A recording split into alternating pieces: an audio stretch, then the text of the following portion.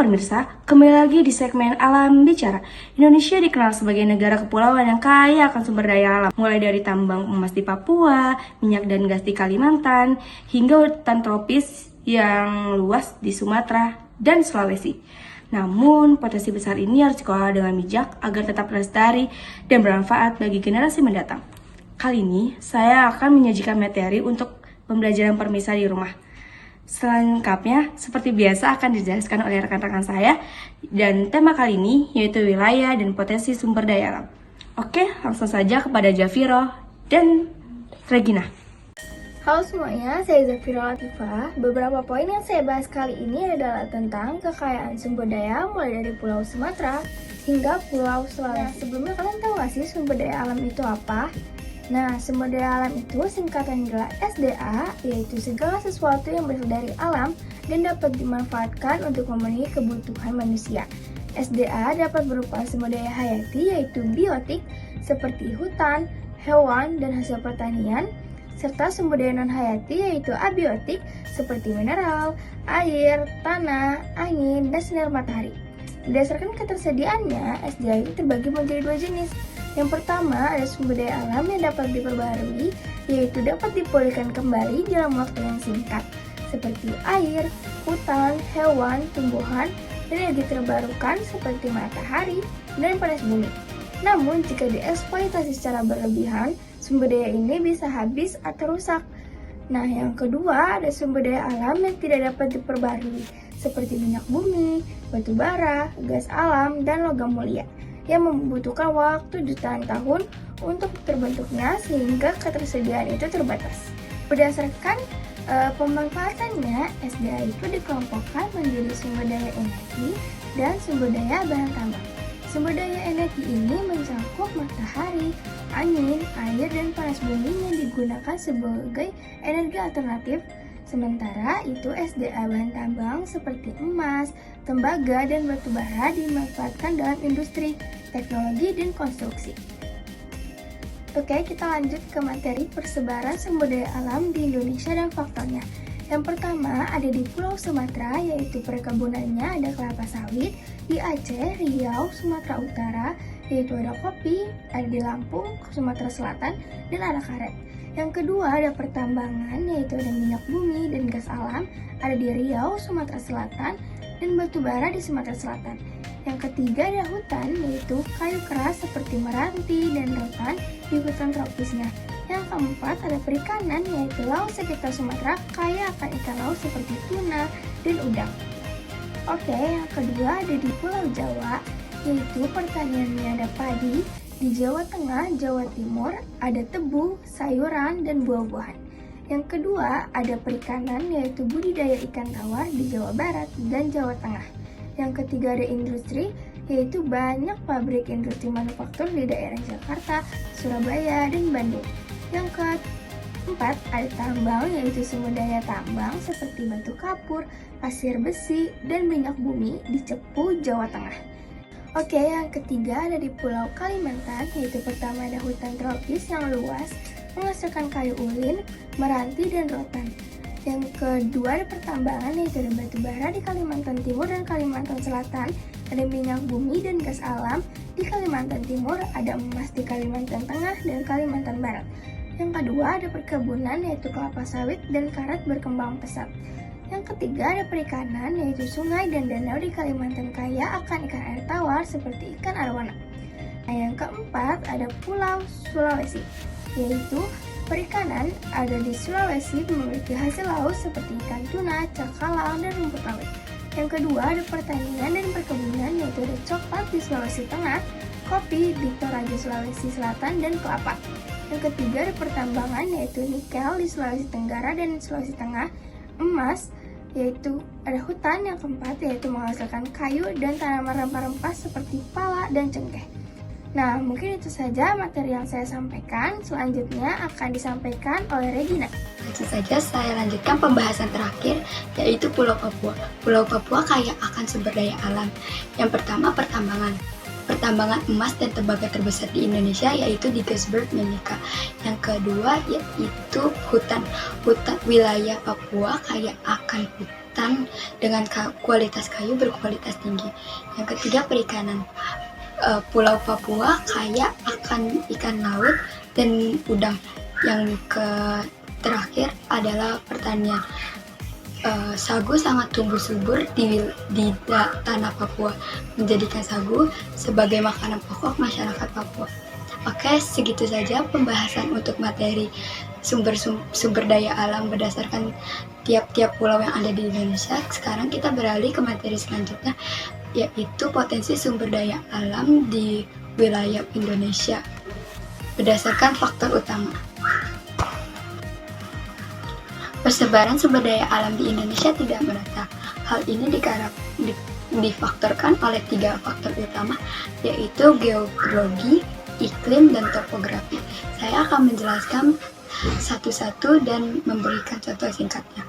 Yang pertama, geologi mempengaruhi jenis daya tambang dan kesuburan tanah. Contohnya, batuan beku menghasilkan mineral seperti emas dan nikel. Dan contoh kedua, bantuan sedimen menghasilkan batu bara, minyak, dan gas. Aktivitas vulkanik yang menciptakan tanah yang subur. Itu contoh yang terakhir. Nah, lanjut ke faktor selanjutnya, yaitu iklim. Iklim menentukan jenis tumbuhan dan hewan yang dapat berkembang. Iklim tropis cocok untuk hutan dan perkebunan. Iklim kering cocok untuk peternakan dan tanaman tanah kering. Iklim sedang cocok untuk tanaman seperti sayuran dan teh. Nah, yang terakhir yaitu topografi. Topografi berpengaruh untuk pemanfaatan lahan. Dataran rendah yang cocok dijadikan untuk pertanian. Dataran tinggi yang cocok dijadikan untuk perkebunan dan peternakan. Wilayah pantai yang cocok dijadikan untuk perikanan dan produksi garam. Yang terakhir, gunung berapi yang cocok untuk menyuburkan tanah dan pertanian. Dan segitu saja materi dari yang saya dapat sampaikan ini, semoga bermanfaat. Oke, mungkin materi untuk segmen ini berakhir di saya kembalikan ke Mau Lydia. Oke, terima kasih kepada Regina dan Zafiroh. Oke, baik semuanya, cukup sampai sini untuk segmen Alam Bicara pada hari ini. Tetap bersama kami untuk informasi menarik lainnya. Baik, kita lanjut ke segmen berikutnya, yaitu Langkah Garuda. Langsung saja saya alihkan kepada rekan saya. Halo semua, di segmen kali ini ada banyak materi yang saya akan bahas, tapi saya akan mencoba untuk menyajikannya dengan singkat. Nah, materi yang akan dibahas adalah peran NKRI dalam percaturan politik internasional. Tujuan percaturan politik luar negeri Indonesia itu ada mempertahankan kemerdekaan bangsa dan menjaga keselamatan negara, lalu ada memperoleh barang-barang yang diperlukan dari luar negeri untuk memperbesar kemakmuran rakyat, lalu ada meningkatkan perdamaian internasional, dan meningkatkan persaudaraan dengan semua bangsa. Nah, Indonesia menjalankan politik luar negeri dengan beberapa tujuan utama. Nah, salah satunya adalah mempertahankan kemerdekaan dan menjaga keamanan negara agar tidak terpengaruh oleh ancaman luar. Nah, selain itu, Indonesia juga berperan dalam meningkatkan perdamaian internasional dengan aktif dalam organisasi seperti PBB dan ASEAN. Nah, kalau dalam bidang ekonomi sendiri, Indonesia menjalin kerjasama dengan negara lain untuk mendapatkan barang-barang yang dibutuhkan demi meningkatkan kesejahteraan rakyat. Nah, Indonesia juga membangun hubungan baik dengan semua bangsa agar tercipta hubungan internasional yang harmonis. Lalu, ada sifat politik luar negeri Indonesia. Yang pertama itu ada bebas aktif. Nah, bebas aktif itu maksudnya Indonesia tidak memihak kemanapun, tetapi tetap berperan dalam perdamaian dunia. Lalu yang kedua ada anti-kolonialisme. Nah, itu menunjukkan bahwa Indonesia menentang segala bentuk penjajahan dan mendukung kemerdekaan negara lain loh. Lalu yang ketiga ada mengabdi kepada kepentingan. Nah, itu maksudnya politik Indonesia mengabdi kepada kepentingan nasional. Artinya, semua kebijakan luar negeri harus berorientasi pada kesejahteraan rakyat. Lalu yang terakhir ada demokratis. Nah, sifat demokratis itu Indonesia menjunjung tinggi prinsip keterbukaan dan transparansi dalam hubungan internasional. Lalu yang terakhir ada diplomasi politik bilateral Indonesia. Nah, contoh diplomasi bilateral Indonesia di bidang politik itu ada Indonesia USA, Indonesia Australia, dan Indonesia Turki. Nah, mereka tuh bekerja sama saling dukung di berbagai forum internasional dan juga memperkuat dukungan terhadap integritas wilayah NKRI. Nah, Indonesia itu menjalin hubungan bilateral dengan berbagai negara seperti bekerja sama dengan Amerika, Australia, dan dengan Turki. Nah, kalau bekerja sama dengan Amerika Serikat itu mencakup ekonomi, pertahanan, dan pendidikan. Lalu kalau Indonesia dengan Australia itu lebih berfokus kepada keamanan kawasan serta perdagangan. Lalu kalau Indonesia dengan Turki itu meliputi bidang militer, teknologi, dan perdagangan. Nah, tahu nggak sih guys, diplomasi ini sangat penting karena membantu Indonesia memperkuat posisi di dunia internasional sekaligus menjaga keutuhan wilayah NKRI. Nah, saya harap beberapa yang saya jelaskan tadi dapat tersampaikan dengan baik. Oke, kita langsung saja ke Razita. Oke, terima kasih Kezia. Karena tadi Kezia sudah menjelaskan tentang diplomasi politik bilateral, jadi di sini saya akan menjelaskan tentang diplomasi politik multilateral. Jadi diketahui kalau diplomasi multilateral itu adalah diplomasi yang melibatkan lebih dari 2 negara. Jadi di sini saya akan mengambil contoh, yaitu seperti organisasi internasional atau dengan konferensi internasional. Yang pertama, organisasi PBB atau Perserikatan Bangsa-Bangsa. Indonesia bergabung pada PBB pada tanggal 28 September 1950. Dalam PBB, Indonesia menangani berbagai banyak konflik. Salah satu contoh konfliknya ambil saja konflik Israel-Palestina. Indonesia itu sangat aktif dalam mendukung dan mensponsori resolusi PBB yang menyerukan solusi damai pada konflik tersebut. Indonesia pasti berupaya untuk memastikan bahwa resolusi PBB tersebut mencerminkan kepentingan rakyat Palestina dan hukum internasional. Selain itu, Indonesia juga pasti memberikan bantuan kemanusiaan kepada rakyat Palestina melalui berbagai jalur, termasuk melalui Badan Bantuan dan Pekerjaan PBB untuk pengungsi Palestina di Timur Dekat atau yang disingkat UNRWA. Yang selanjutnya, ketika Indonesia menjadi anggota tidak tetap Dewan Keamanan PBB, Indonesia berupaya untuk mendorong Dewan Keamanan agar mengambil tindakan yang lebih tegas dalam menyelesaikan konflik Israel-Palestina tersebut. Selanjutnya, organisasi ASEAN. Diketahui kalau Indonesia merupakan salah satu negara yang memprakarsai berdirinya ASEAN pada tanggal 8 Agustus 1967. Ambil contoh kasusnya adalah krisis politik Myanmar. Diketahui kalau sejak kudeta militer di Myanmar pada Februari 2021, Myanmar telah mengalami ketidakstabilan politik yang parah. Maka dari itu, Indonesia sebagai anggota ASEAN juga pasti membantu Myanmar untuk menangani konflik tersebut. Yang pertama, Indonesia secara konsisten mendorong implementasi konsensus 5 poin ASEAN yang mencakup seruan untuk penghentian kekerasan, dialog konstruktif, mediasi oleh utusan khusus ASEAN, bantuan kemanusiaan, dan kunjungan utusan khusus ke Myanmar.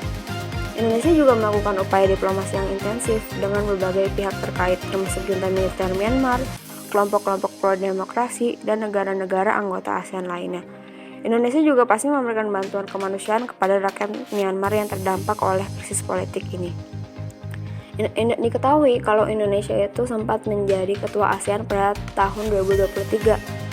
Nah, jadi sebagai ketua ASEAN pada tahun 2023 ini, Indonesia memiliki peran sentral dalam memimpin upaya ASEAN untuk menangani krisis politik Myanmar. Indonesia berupaya untuk menjaga persatuan dan kesatuan ASEAN dalam menghadapi konflik ini. Indonesia mengedepankan ASEAN Matters Epicentrum of Growth, di mana hal tersebut mempunyai arti bahwa Indonesia ingin ASEAN tetap relevan dan menjadi motor pertumbuhan ekonomi dunia, di mana hal ini tidak akan tercapai apabila kondisi Myanmar tidak stabil. Selanjutnya, Interparliamentary Union atau IPU. Indonesia bergabung IPU pada tahun 1959. Contoh konflik yang dibahas oleh IPU adalah konflik Rusia dan Ukraina. Indonesia menggunakan platform IPU untuk mendorong dialog-dialog antara pihak-pihak yang bertikai, yakni Rusia dan Ukraina. Pada sidang IPU ke-144, Indonesia itu menjadi tuan rumahnya, yaitu di Bali. Indonesia mengusulkan emergency item yang berjudul The Role of Parliaments in Supporting a Peaceful Resolution to the Russian-Ukrainian Conflict. Usulan ini menunjukkan komitmen Indonesia untuk berkontribusi kepada upaya perdamaian konflik Rusia dan Ukraina.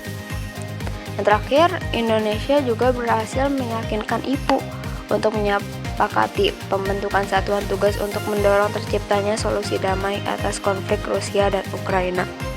Selanjutnya, Konferensi Asia Afrika atau KAA dan juga Gerakan Non-Blok atau GNB. Karena kedua hal ini saling berkaitan, jadi akan saya satukan pembahasannya. Yang pertama, KAA.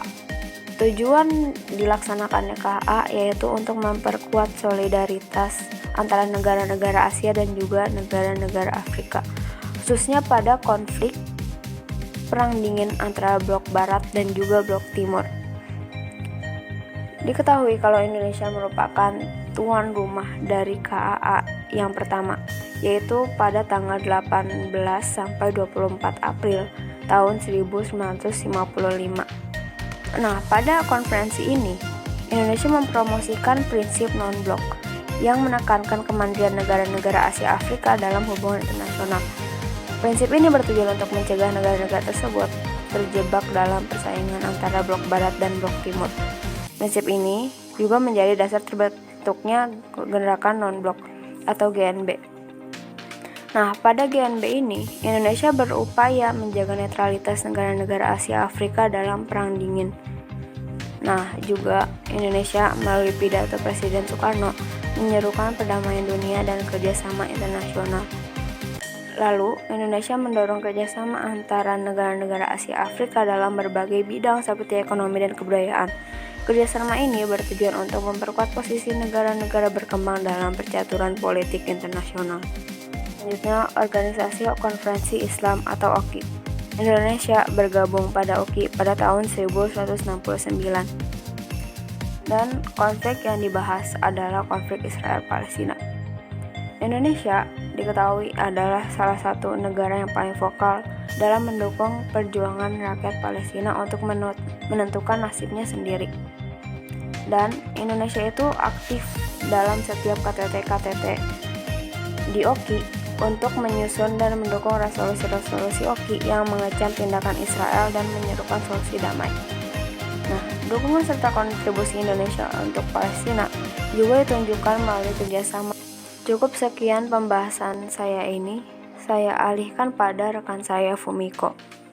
Oke, baik semua, pada pembahasan terakhir, pada segmen ini saya langsung memulai dengan pembahasan isu global yang mempengaruhi dunia. Kita masuk ke isu-isu global yang mempengaruhi Indonesia.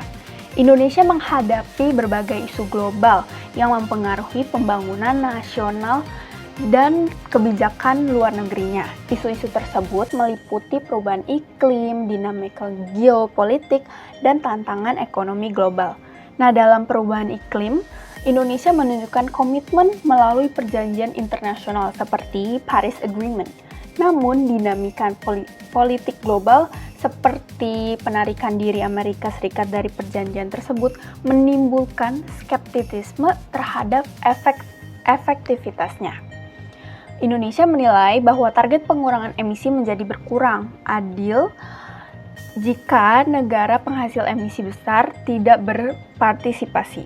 Nah, dari sisi geopolitiknya, Indonesia berencana memperkuat kemitraan pertahanan dan keamanan maritim, terutama terkait Laut Cina Selatan. Meskipun bukan pihak langsung dalam sengketa, Indonesia menghadapi tantangan akibat aktivitas penjaga pantai di zona ekonominya. Jadi, Indonesia mendorong penyelesaian konflik secara damai dan dialog konstruktif untuk mencapai kode etik yang mengikat secara hukum antara ASEAN dan Cina. Kalau di dalam bidang ekonominya, Indonesia berupaya meningkatkan kerjasama perdagangan dengan mitra non-tradisional termasuk negara-negara di Afrika dan Pasifik. Langkah ini bertujuan untuk memperluas pasar ekspor dan mengurangi ketergantungan pada mitra dagang tradisional, sehingga meningkatkan ketahanan ekonomi nasional di tengah ketidakpastian ekonomi global. Jadi secara keseluruhan, Indonesia terus beradaptasi di dalam dengan dinamika global melalui kebijakan yang proaktif dan kerjasama internasional guna untuk menjaga stabilitas dan kesejahteraan nasional. Kita lanjut ke strategi menghadapi persaingan global. Pertama ada di verifikasi ekonomi. Jadi itu mengurangi ketergantungan pada sektor tertentu dengan mengembangkan berbagai sektor ekonomi seperti industri manufaktur, teknologi, dan pariwisata. Penguatan sumber daya manusia atau SDM meningkatkan kualitas pendidikan dan pelatihan keterampilan untuk menciptakan tenaga kerja yang kompeten dan adaptif sehingga perubahan global. Nah, inovasi dan teknologinya untuk mendorong penelitian dan pengembangan untuk menghasilkan produk dan layanan yang inovatif, serta mengadopsi teknologi ramah lingkungan. Nah, diplomasi ekonomi ini buat memperkuat hubungan dagang dengan negara lain melalui perjanjian perdagangan bebas dan kerjasama ekonomi termasuk ke negara-negara di Afrika dan Pasifik. Lanjut ke pengembangan infrastruktur. Nah, ini buat meningkatkan kualitas dan aksesibilitas infrastruktur untuk mendukung pertumbuhan ekonomi dan konektivitas antar wilayah. Penguatan pertahanan dan keamanan juga untuk memperkuat kemitraan pertahanan dan keamanan maritim untuk menjaga kedaulatan dan stabilitas regional. Nah, di verifikasi ini adalah strategi untuk mengembangkan usaha portofolio investasi atau bekerja dengan cara memperbanyak ragamnya. Kalau diplomasi itu adalah proses politik yang dilakukan untuk memelihara kebijakan luar negeri di suatu negara.